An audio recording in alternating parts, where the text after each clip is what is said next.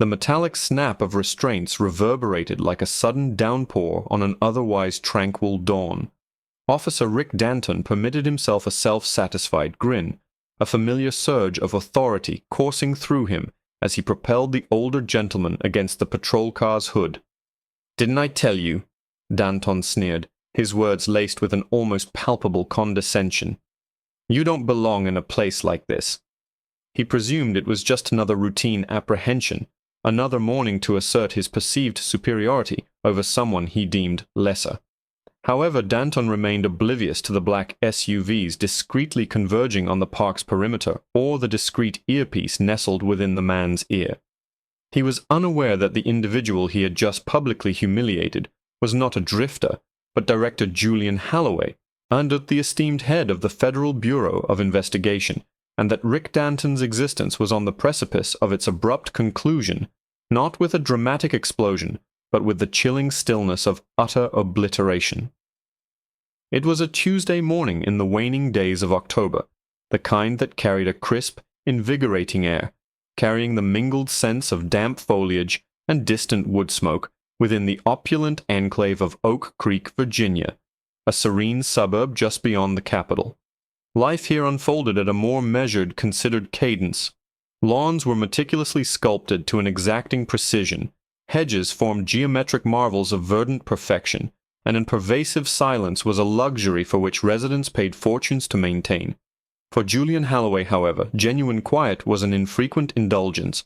At 58 years of age, Julian bore the immense burden of national security upon his shoulders.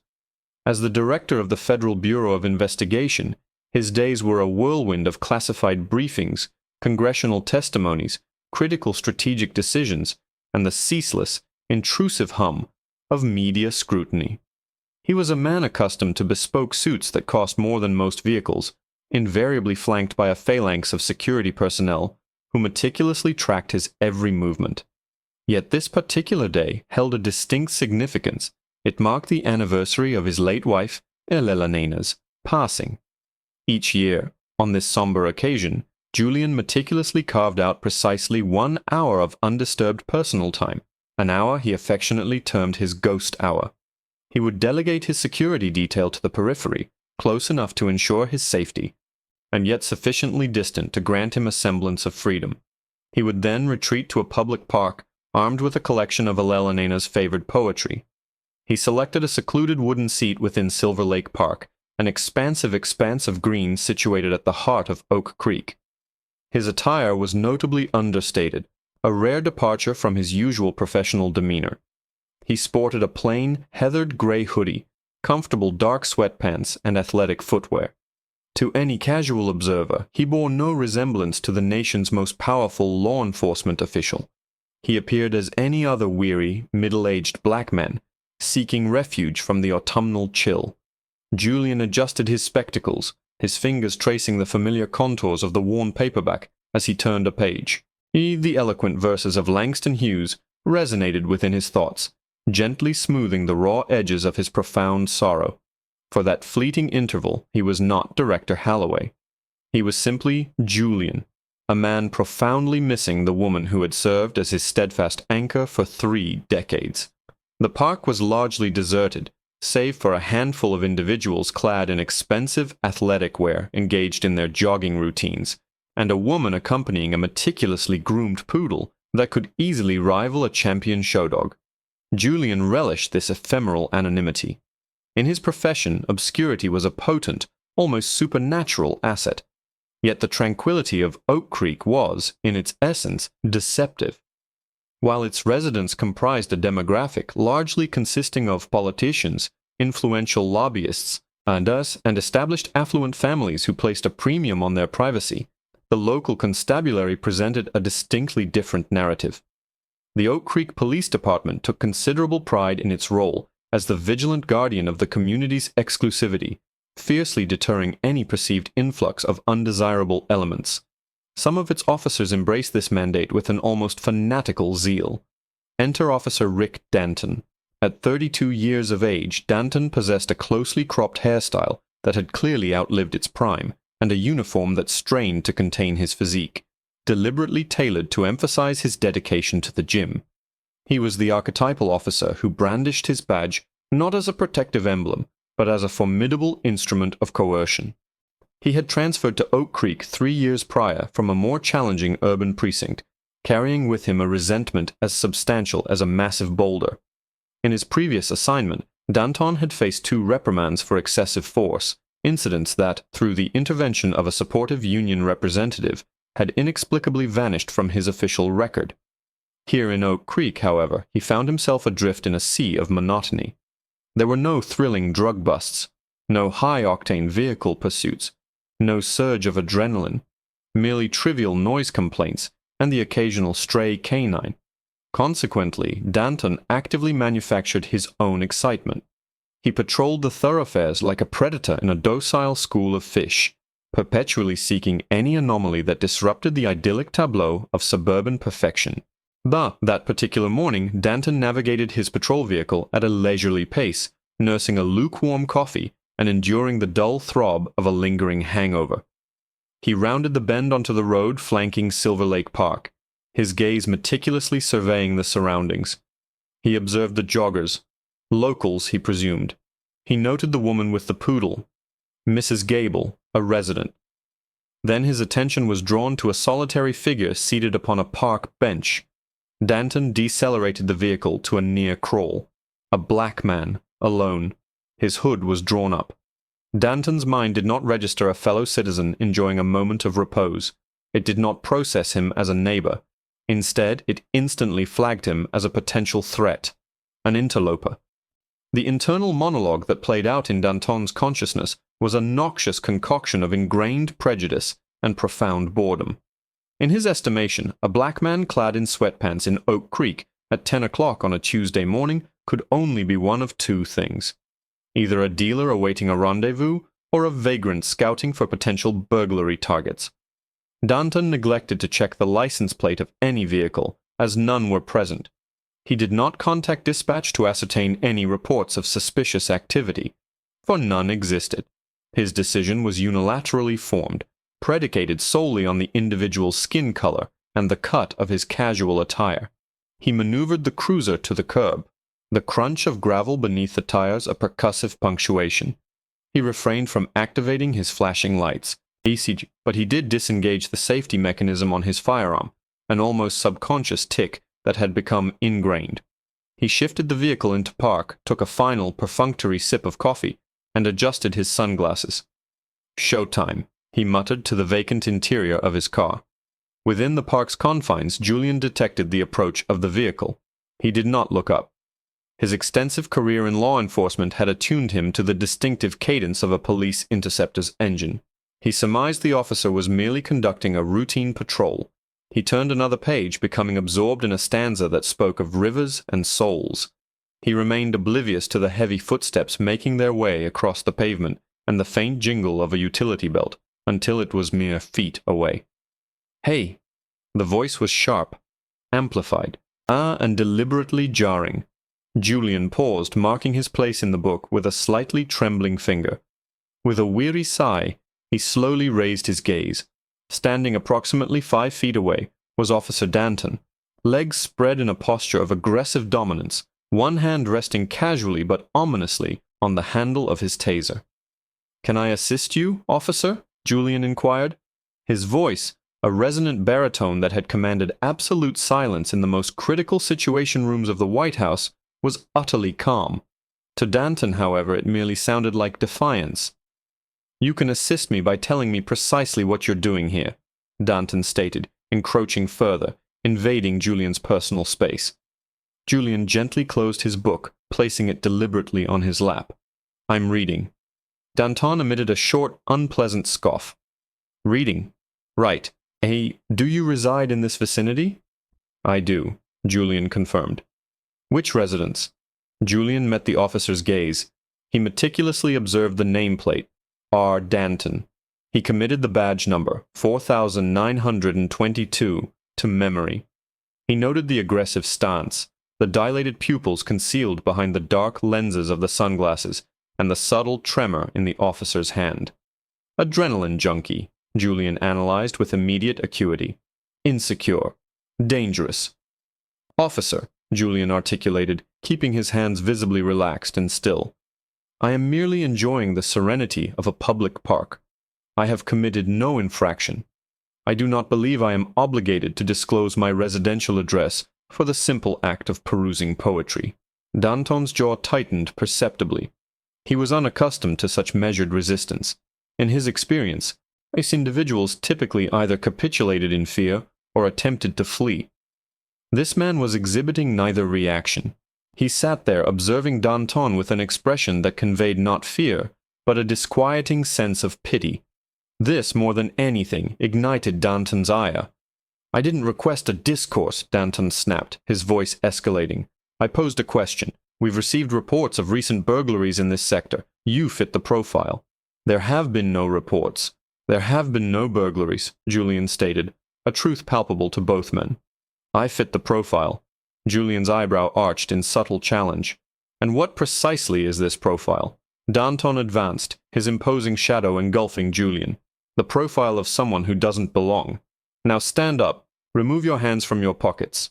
Julian had not placed his hands in his pockets. They rested passively on his knees. However, he understood the implicit script of this interaction.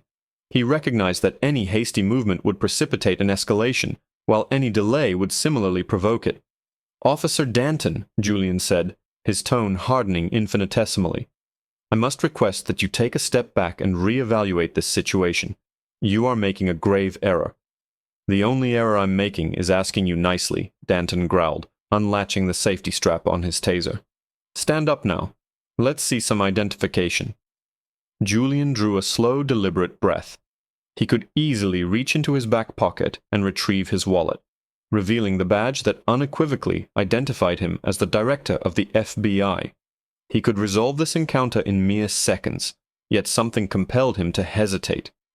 Perhaps it was the recollection of the thousands of civilian complaints he had reviewed throughout his career, complaints filed by individuals who bore a striking resemblance to him, who lacked the formidable protection of a government-issued badge, and who had endured humiliation, physical assault, or worse at the hands of officers like Danton.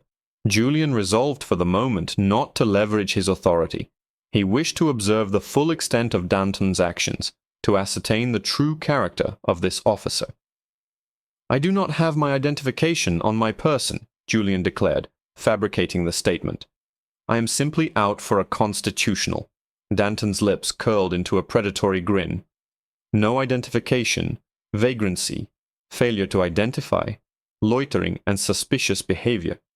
Dispatch, this is one Adam 12. I have a suspicious male refusing to cooperate at Silver Lake, requesting a backup unit. Julian observed him impassively. You are summoning reinforcements for a man reading a book. I'm calling for backup because you're coming with me, Danton declared, reaching for his handcuffs. Stand up and turn around. On what legal basis?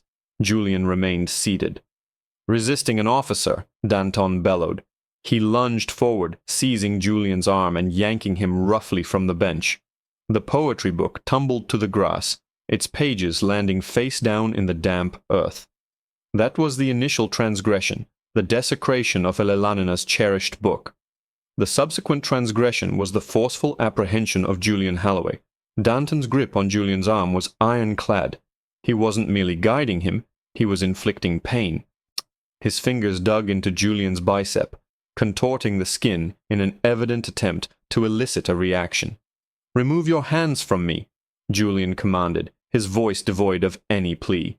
Stop resisting, Danton screamed, seemingly performing for an unseen audience, carefully constructing a verbal record for the body camera he had conveniently neglected to activate until this very moment. He spun Julian around, slamming him chest first against the rough bark of an ancient oak tree. Julian gasped, the impact momentarily stealing his breath. His spectacles slid precariously down his nose. The humiliation was sharp and sudden, a wave of heat flushing up his neck. "Spread them!" Danton commanded, kicking Julian's feet apart. "You are making a profound misjudgment," Julian stated, his cheek pressed against the coarse tree bark. My name is Julian Halloway. If you reach into my back pocket, you will discover a wallet. I strongly advise you to examine its contents before proceeding. I don't care what your name is, pal, Danton spat. You're a John Doe to me until I process you. He made no move to examine the wallet. He was utterly indifferent. He was consumed by the moment, lost in a state of tunnel vision where rational thought was supplanted by a potent cocktail of adrenaline and aggression. He wrenched Julian's arms behind his back, forcing his shoulders into an agonizingly unnatural angle. You people think you can just waltz in here and do as you please, Danton muttered directly into Julian's ear. You people, Julian echoed, the phrase hanging heavy and toxic in the air. Yeah, you heard me. Danton snapped the handcuffs onto Julian's right wrist. Always have an excuse.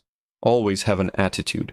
From the park's perimeter, approximately 200 yards distant, two imposing black Chevrolet Suburbans sat idling. Within the lead vehicle, Special Agent Michael Trent meticulously monitored the audio feed emanating from Julian's earpiece, a minuscule, virtually undetectable device Julian wore at all times for security purposes.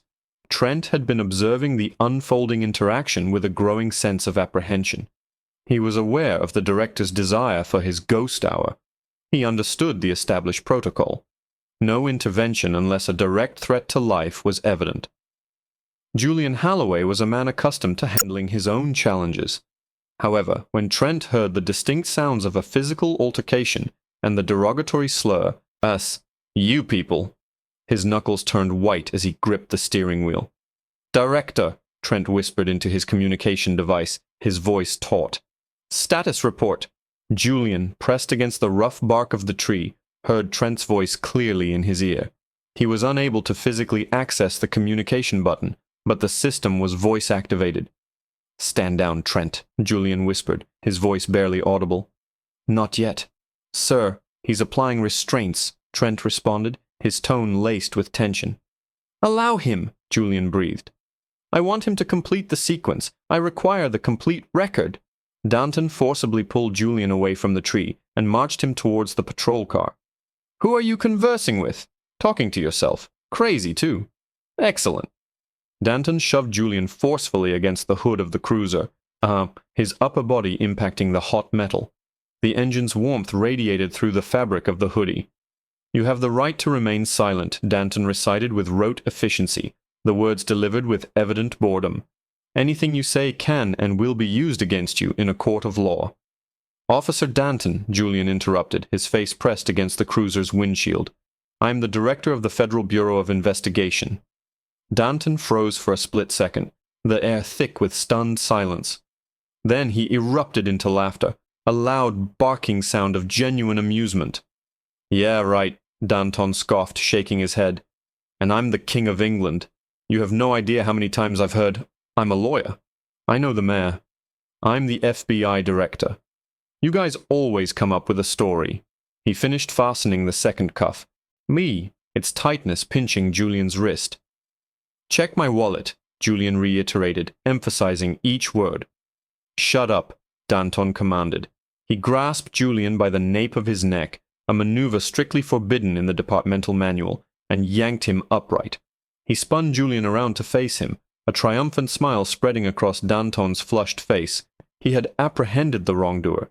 He had safeguarded the neighborhood. "You're going downtown for resisting. Failure to identify." Danton's gaze then dropped to Julian's expensive running shoes, perhaps finally registering that they did not align with his preconceived narrative. "And suspected possession of stolen property. Those are nice shoes. Probably cost more than my entire paycheck. Where'd you steal 'em?" That was the breaking point. Julian locked eyes with Danton, Ike's perceiving the profound hollowness within them, the sheer smallness of the man. "Trent," Julian stated clearly, his gaze directed squarely at Danton. "Execute Protocol 0. Danton's brow furrowed. "What?" Abruptly, the ground seemed to vibrate. Danton looked upwards. From the far end of the park road, the two black Suburbans he had previously overlooked roared to life. They did not drive. They surged, traversing the grassy expanse with aggressive intent, their engines screaming. Danton's hand instinctively moved towards his sidearm. "What the hell?" The SUVs screeched to a halt, forming a formidable V-shaped formation that effectively blocked Danton's cruiser. Before the vehicles had even ceased their motion, the doors swung open. 6 individuals emerged, clad not in police uniforms, but in tactical vests worn over tailored suits, as brandishing military-grade carbines. Emblazoned in bold yellow lettering across the backs of their vest was a single, unmistakable word: FBI. Danton blinked, his mind struggling to process the overwhelming visual input. SWAT? Here for what? Police! Drop it! Danton yelled, his voice cracking. He drew his service weapon, aiming it directly at the lead agent. Drop the weapon! Came the synchronized roar of 6 voices, a formidable wave of sound. I'm an officer. Put your guns down. Danton shouted, a wave of panic beginning to engulf him. He glanced at the man he had just handcuffed. The man stood calmly, observing the unfolding scene, with the detached interest of a general surveying a battlefield. Special Agent Trent stepped forward, his weapon raised but steady. Officer, this is the Federal Bureau of Investigation. Hey, you are pointing a loaded weapon at a federal agent. Drop it, or you will be engaged. Danton's hands trembled so violently that he could barely maintain his grip on the Glock. I arrested this suspect. Back off. Trent did not retreat. He advanced. The individual you have in handcuffs is Director Julian Halloway. If you do not holster your weapon and release him within the next 3 seconds, I will authorize lethal force. Director Julian Halloway. The name filtered through the adrenaline-fueled haze in Danton's brain. He looked at the man he had perceived as a vagrant, at the face he had just slammed against a tree. He attempted to reconcile it with the visage he had seen on television, standing beside the president. The blood drained from Danton's face with such alarming rapidity that he nearly fainted. His knees buckled, turning to water. The firearm slipped from his grasp, clattering onto the asphalt. Danton stammered. I didn't. Hands in the air. Get on your knees, Trent commanded, advancing swiftly. Danton collapsed to his knees, his trembling hands raised in surrender. He looked up at Julian, his eyes wide with the terror of a child who has just realized they have irrevocably broken something precious. Julian did not acknowledge the agents. His gaze was fixed solely on Danton. Agent Trent, Julian stated, his voice cutting through the surrounding chaos. Sir. Trent was instantly at his side, a key in his hand. Uncuff me, Julian instructed, and then cuff him. Read him his rights. And Trent, he continued, yes, sir. Ensure you utilize the specific articles pertaining to federal civil rights violations. I want him to understand precisely the nature of the charges he is facing. As the handcuffs were unautomatically opened, Julian rubbed his wrists. He watched as 2 agents forcefully pressed Danton into the gravel, the very same gravel Danton had intended to drive his victim over. This cannot be real, Danton sobbed, his face buried in the dirt. I didn't know. You have to believe me. I didn't know. Julian stepped towards where Danton lay prostrate. He crouched down, bringing his face close to the officer's ear. That, Julian whispered, is precisely the problem. You didn't know who I was, but you treated me like refuse nonetheless. You only value respect when it is accompanied by a title. Well, Officer Danton, you are about to discover that justice is blind. But I am not. The holding cell at the FBI's Washington field office bore no resemblance to the grim detention facilities Rick Danton was accustomed to overseeing in Oak Creek. There was no lingering odor of stale urine or vomit. It was sterile, soundproof, and chillingly cold. The silence was absolute, pressing against his eardrums until he could distinctly hear the frantic rush of his own blood. Danton had been confined there for 3 hours. They had confiscated his shoelaces, his belt, and, with a clinical efficiency that felt akin to an amputation, had stripped his badge from his uniform. He sat on the metal bench, his head cradled in his hands, replaying the preceding few hours in an agonizing loop. The journey in the back of the Suburban had been conducted in utter silence. No one addressed him. No one even glanced his way. He was treated not as a fellow officer who had erred, but as a subject, a target. The heavy steel door buzzed and then clicked open. Danton flinched, his heart hammering against his ribs. He had anticipated Julian Halloway's arrival, expecting a torrent of accusations, perhaps even a chance to plead for clemency. Instead, a woman entered. She possessed sharp features, wore a navy blazer, and carried a thick file folder. She did not acknowledge Danton. She sat at the metal table, opened the file, and began meticulously arranging papers with precise movements. "I want my union representative," Danton blurted out, his voice cracking. "I know my rights. I demand my FOP representative." The woman finally looked up. Her eyes were as hard and unyielding as flint. "I am Special Agent Sarah Vance, Civil Rights Division. And regarding your union representative, Mr. Henderson is presently in the building. He is currently reviewing the footage from your dashcam and the audio captured by Director Holloway's security detail." "Good," Danton stated, attempting to muster a semblance of his former swagger. "He'll clarify this. It was a simple misunderstanding. I followed protocol." Agent Vance offered no smile, no frown. She simply pressed a button on a remote control. A monitor on the wall flickered to life. It displayed the footage from the dash. Cam Danton had failed to manually activate, but the Oak Creek cruisers were equipped with a failsafe that buffered 30 seconds of video prior to activation. It had captured every moment. On the screen, Danton was depicted manhandling the elder gentleman. The audio playback was crystal clear. You don't belong in a neighborhood like this." "I fit the description." "And what description is that precisely?" "The description of someone who doesn't belong." Vance then froze the video on the frame where Danton was seen contorting Julian's arm. "Tell me about this protocol, Officer Danton," Vance inquired gently. "Cite the specific statute within the Virginia Penal Code that authorizes the apprehension of a citizen simply occupying a park bench. Was there justification for a Terry stop? Did you possess reasonable, articulable suspicion?" He was suspicious," Danton stammered. "He was wearing a hooded sweatshirt. He refused to provide identification." "Being of African descent while wearing a hooded sweatshirt is not a criminal offense," Vance stated, her voice deepening perceptibly. Refusing to identify oneself during a consensual encounter is not a criminal offense. In fact, under the Fourth Amendment, which you pledged to uphold, he was entirely within his rights to tell you to go to perdition." "I was unaware of his identity," Danton pleaded, his voice cracking. "Had I realized he was the director, I would not have initiated the stop." Vance cut him short. "That statement right there, that's your confession." Danton blinked. "What?" "You've just admitted that your conduct was contingent upon the individual's status," Vance elaborated, leaning forward.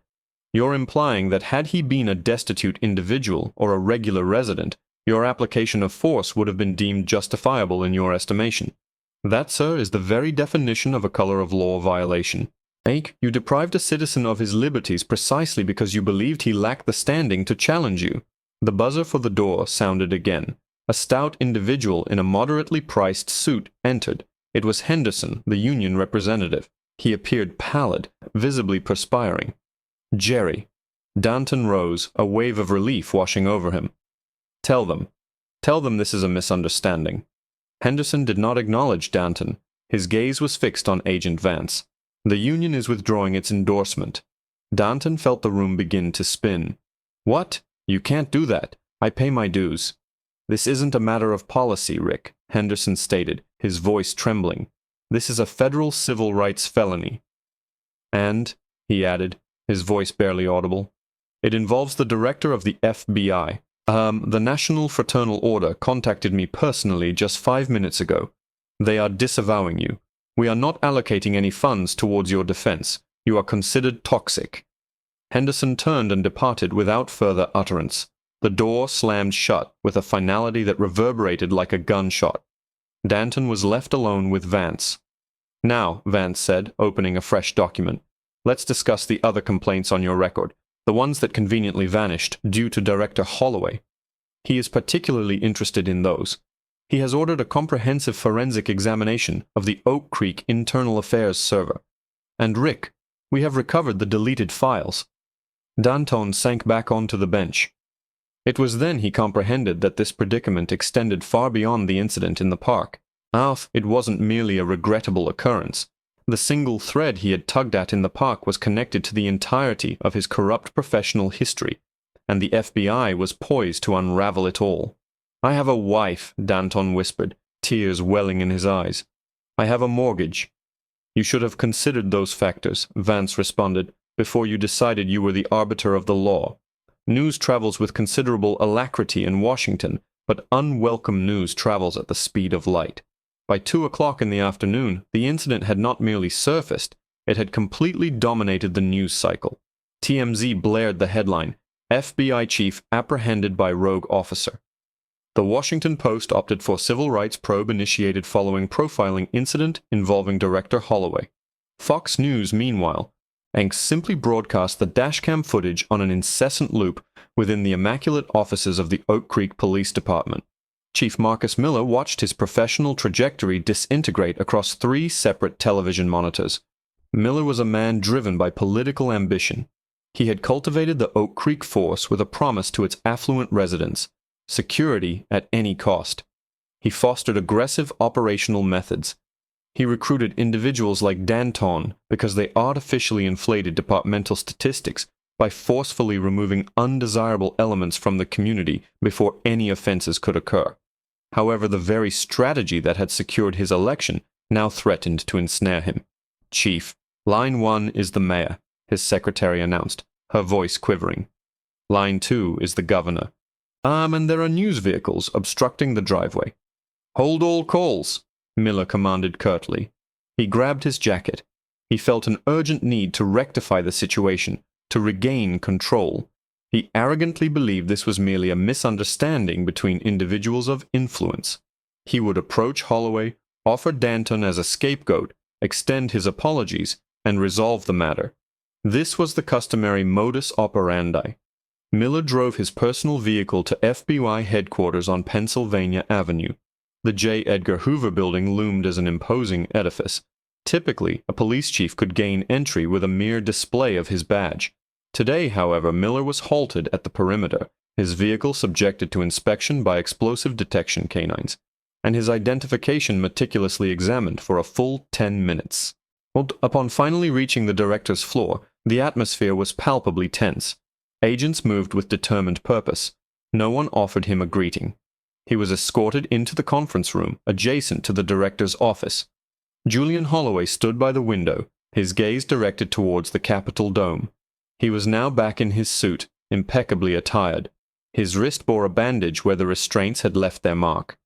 "Director Holloway," Chief Miller began, assuming his most concerned leadership demeanor. He stepped forward, extending his hand. "I cannot adequately express the depth of my remorse. It is an embarrassment. Officer Danton has been suspended indefinitely. We intend to prosecute him to the fullest extent of the law. You have my word." Julian did not turn around. He allowed Miller's outstretched hand to hang in the air until the chief awkwardly retracted it. "Suspended?" Julian inquired, his voice calm, yet laced with a dangerous undertone. "He assaulted a federal officer. He violated Title 18, Section 242 of the United States Code. He is not suspended, Marcus. He is in federal custody. He is currently being arraigned." "Right, of course," Miller stammered.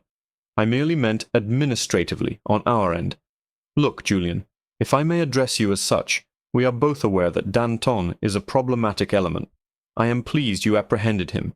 We do not desire individuals of his character in Oak Creek." Julian finally turned. His expression conveyed an air of frigid disdain. "A problematic element. Is that the established narrative?" Julian walked over to the conference table and retrieved a stack of files. He placed them on the polished mahogany surface. They slid across the table and stopped directly in front of Miller. "My team has been examining your precinct for the past 4 hours, Julian stated. "Do you have any idea what we discovered? Danton accrued 12 excessive force complaints within a 3-year period. 12. Every single one was dismissed by your Internal Affairs Division. And who sanctioned the dismissals?" Miller's throat constricted. "You did." Julian supplied the answer for him. "You signed off on them. Justified use of force within policy. You did not have a problematic officer, Chief. You cultivated a diseased orchard." "Now hold on a minute," Miller interjected, attempting to regain his composure. "Oak Creek is a secure community. My officers perform a challenging duty. You cannot condemn the entire department based on a single incident." "I can," Julian declared, "and I will." Julian pressed a button on his desk phone. "Send them in." The doors opened, and 4 attorneys from the Department of Justice's Civil Rights Division entered. They exuded an air of intense focus. "This is not a courtesy meeting, Chief," Julian stated, his voice as unyielding as steel. "I am informing you that as of this morning, the Department of Justice has initiated a pattern or practice investigation into the Oak Creek Police Department. We are securing your servers.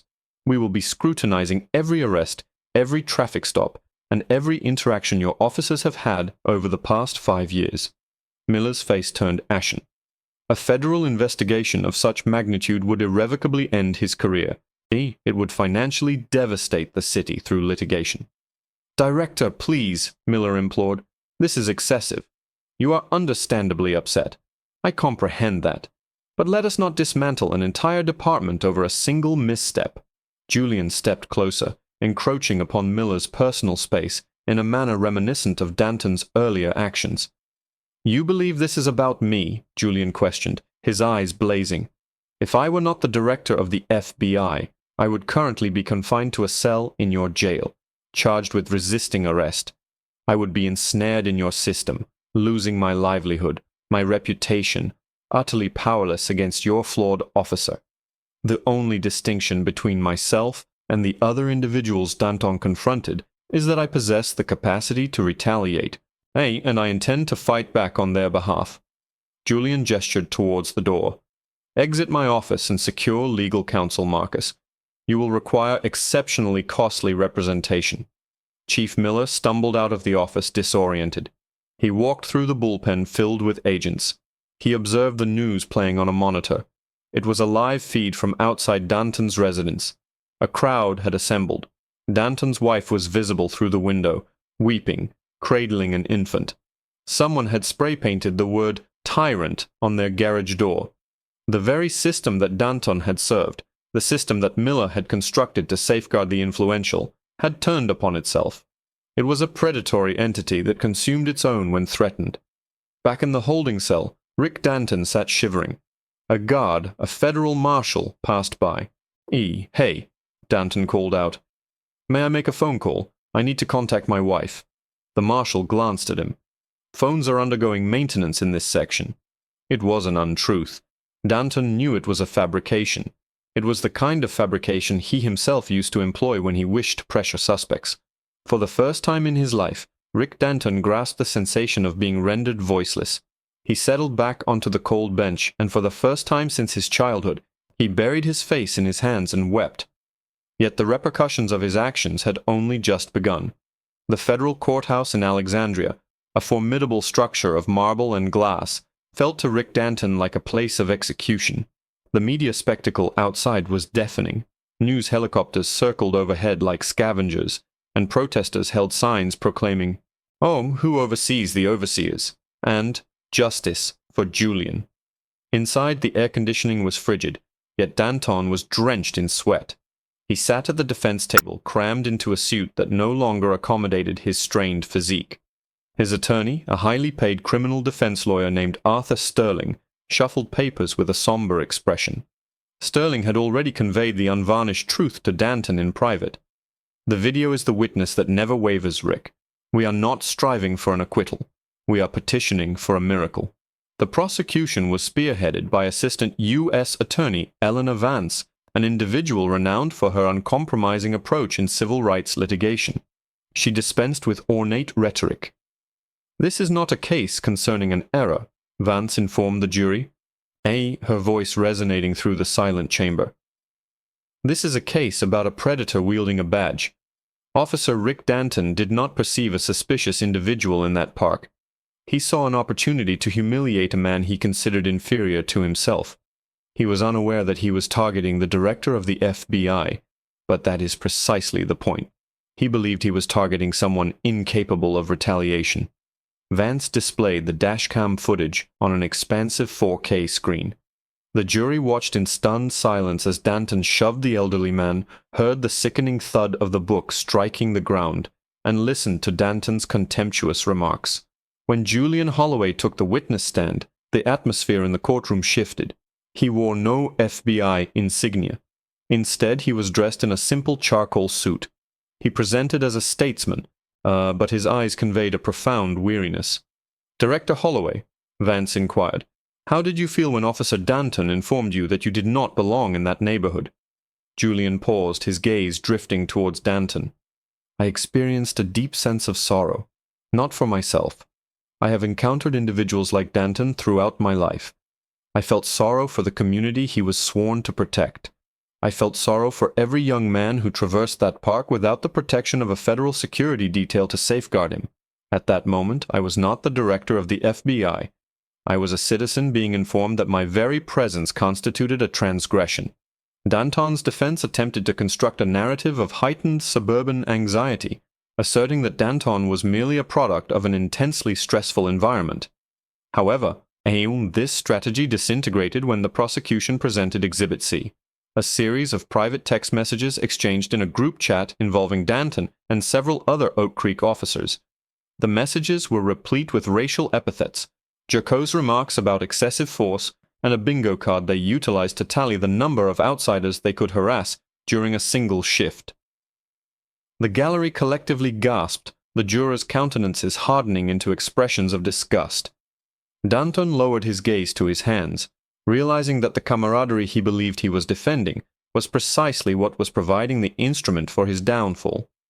As the trial progressed into its second week, the defense endeavored to introduce character witnesses, former colleagues who would attest to Danton's dedication. However, the prosecution produced a rebuttal witness no one had anticipated. The prosecution calls Marcus Cole to the stand, Elena Vance announced. A door at the rear of the courtroom opened, and a young man in his mid-20s entered. He was tall, attired in a neat but inexpensive suit, and walked with a slight limp. Danton's face turned deathly pale. He recognized the name, he recognized the limp. Marcus Cole had been a scholarship student at a nearby university 3 years prior. Danton had arrested him during a routine traffic stop for a malfunctioning taillight that was, in fact, not malfunctioning. When Marcus questioned the legality of the stop, Danton had forcibly removed him from the vehicle, slammed him onto the pavement, and then planted a small bag of a white powdery substance in the glove compartment. The charges against Marcus were ultimately dropped due to insufficient evidence, but the damage was done. He had forfeited his scholarship. His reputation was irrevocably tarnished, and he had spent 2 years working multiple jobs solely to cover his legal expenses. "Mr. Cole," Vance inquired, "why are you here today?" Marcus looked directly at Danton. There was no animosity in his voice, only a cold, crystalline clarity. "I am here because for 3 years I believed I was losing my mind. I believed I was the only one who truly understood who Rick Danton was. When I saw the news regarding Director Holloway, I realized I was not alone. I am here to inform the jury that what transpired in the park was not an isolated incident. It is a pattern. It is indicative of his character." Marcus recounted the night of his arrest in harrowing detail. He described the way Danton had smirked while tightening his handcuffs, the way he had leaned in and whispered, "No one will believe a kid like you over a cop like me." The defense attempted to conduct a cross-examination of Marcus, endeavoring to introduce his post-arrest struggles as a means of discrediting him. "You have experienced difficulty maintaining employment since that incident, haven't you, Mr. Cole?" Sterling inquired aggressively. "Yes," Marcus replied calmly. "It is challenging to secure employment when every background check reveals a felony arrest for assaulting an officer, even if it was fabricated. Officer Danton did not merely arrest me that night. He attempted to obliterate my future." The courtroom was so silent that the ticking of the wall clock was audible. The unprovoked nature of the assault on Julian Holloway was no longer a singular mistake. It represented the concluding chapter of a protracted, ignominious career marked by abuse. As Marcus descended from the witness stand, he passed the defense table. He uttered no words, but he paused momentarily to meet Danton's gaze. It was not a look of triumph. It was the look of a man who had finally reclaimed his life. Danton slumped in his chair. He understood that it was over. The real-world ramifications were no longer a mere possibility. They constituted an overwhelming tide, and he stood on the shore with no avenue of escape. The sentencing hearing was a mere formality, but for Rick Danton it felt like a slow-motion execution. Judge Martha Sterling did not temper her words. As she spoke of the corrosive influence of systemic abuse and the sacred trust that Danton had recklessly betrayed, She sentenced him to 12 years in federal prison, citing the civil rights violations as an indelible stain upon the badge. However, the true sentence commenced the moment the bus doors opened at FC St. Petersburg. The transport bus emitted the pungent aroma of diesel fumes, industrial-grade disinfectant, and the stale perspiration of desperate men. Danton occupied the rear row, his wrists manacled to a belly chain, his ankles bound in iron. Every jolt of the vehicle sent a sharp pain coursing up his spine, a physical manifestation of his new reality. He was no longer Officer Danton. He was not a brother in blue. He was inmate 89404007. As the bus hissed to a halt outside the medium security facility, the colossal gates, imposing monoliths of steel and razor wire, appeared to consume the sky. Danton had spent years ushering individuals towards gates such as these. He had never envisioned being the one on the inside, looking out.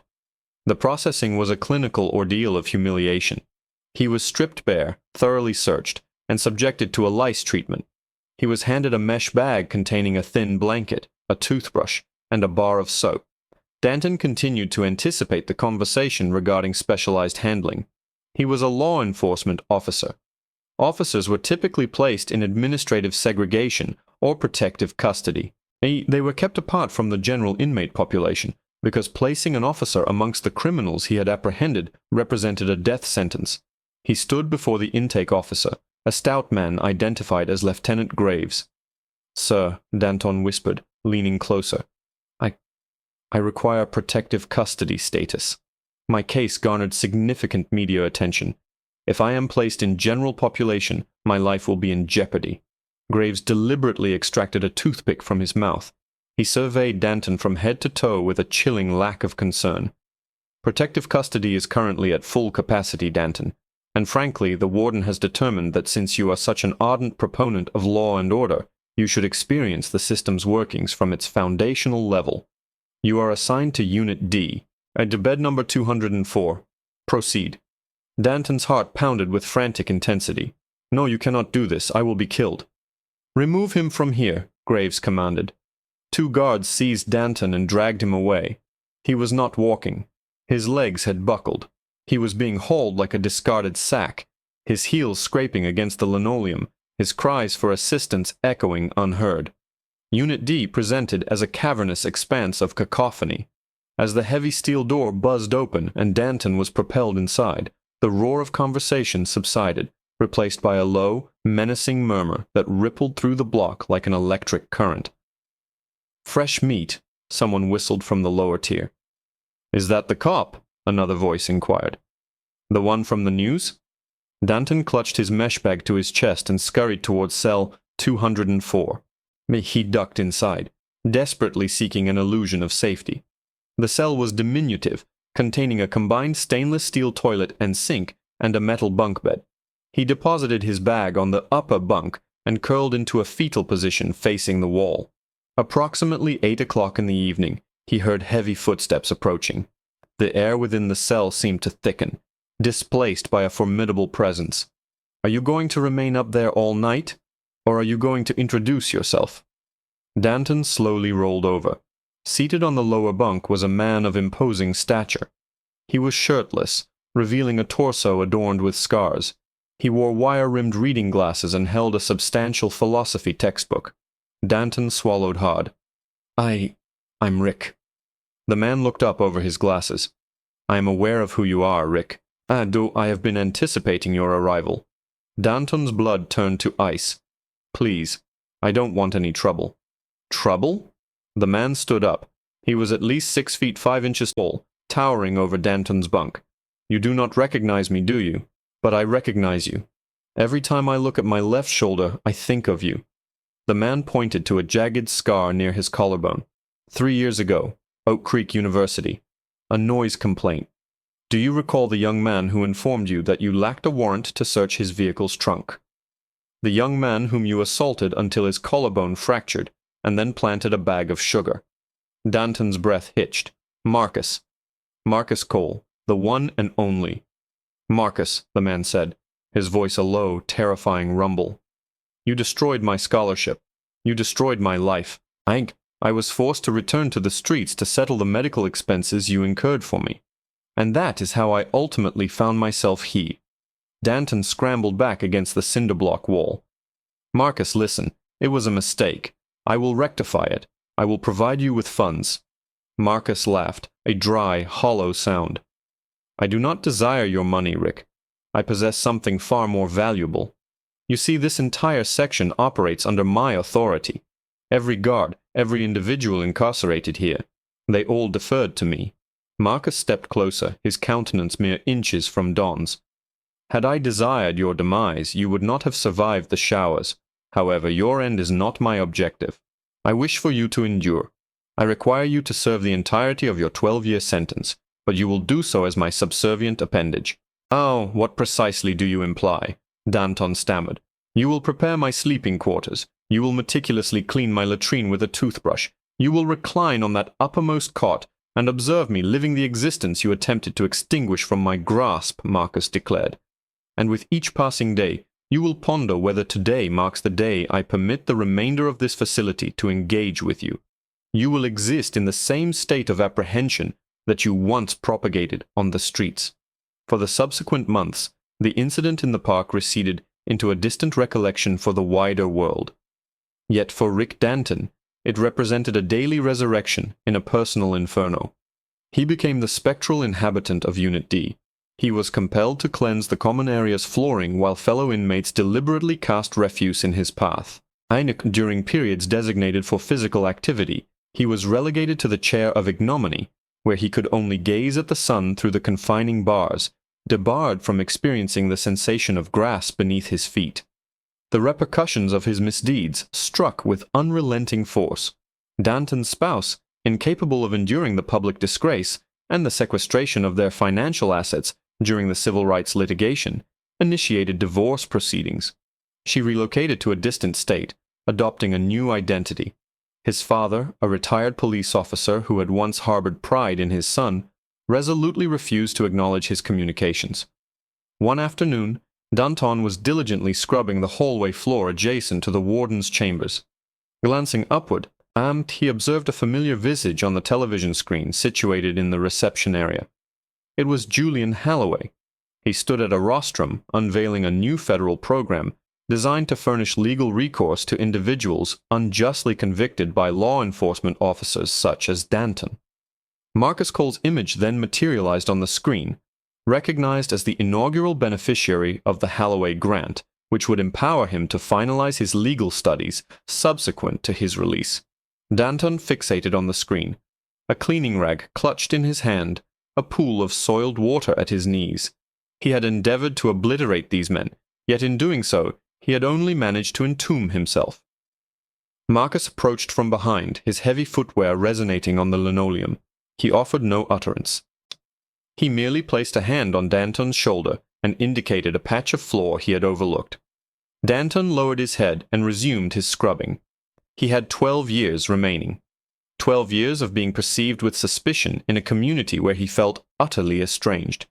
12 years of profound silence. 12 years of literary works he would never have the opportunity to peruse. Ultimately, Julian Halloway's contribution was minimal. He simply had to recount the truth. The very framework that Danton had exploited against the innocent ultimately ensnared him entirely. The authentic narrative of Rick Danton was not one of misfortune, but rather a reckoning. Every obligation he had accumulated within the confines of Oak Creek's streets was being repaid with substantial recompense within Petersburg's stark, unyielding corridors. Nay, Rick Danton erroneously believed his badge granted him license to act as a tormentor, yet he discovered a harsh reality. Authority devoid of rectitude is merely a fleeting artifice. By targeting Julian Halloway, he did not merely select an unsuitable adversary, he exposed the deep-seated corruption within his own spirit. His account serves as a potent reminder that while justice may be postponed, it can never be truly evaded. From the pinnacle of suburban authority to the abysmal depths of a federal penitentiary cell, Danton's descent was as comprehensive as it was justly deserved. If you found this account of retribution and karmic consequence impactful, please ensure you register your appreciation by clicking the like button and sharing this video with individuals who champion the cause of confronting oppressors. What element of Danton's undoing did you find most gratifying? Share your thoughts in the comment section below. Kindly remember to subscribe and activate notifications to ensure you never miss another compelling narrative. We express our gratitude for your viewership, and we implore you to remember that character is defined by your actions when you believe no one is observing, for the world is perpetually attentive.